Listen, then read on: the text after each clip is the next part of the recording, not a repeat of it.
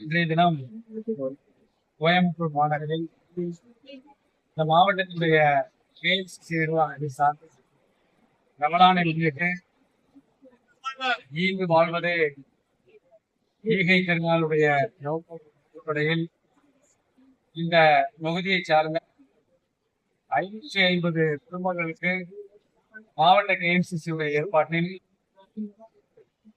1500 ரூபாய் பெருமான இந்த ரமலான் ஒரு மாதம் சுமைக்கு தேவையான மளிகை பொருட்களை வழங்கக்கூடிய நிகழ்வை இந்த மாவட்ட செவ்வாக குறிப்பாக வழிபடுகின்ற இந்த ரமலானை கொண்டாடுவதற்கு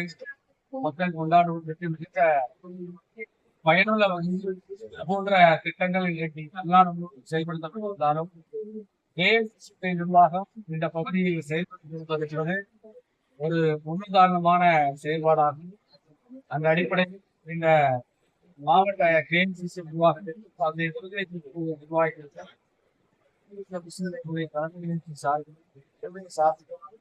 நன்றிகளையும் பாராட்டுகளையும்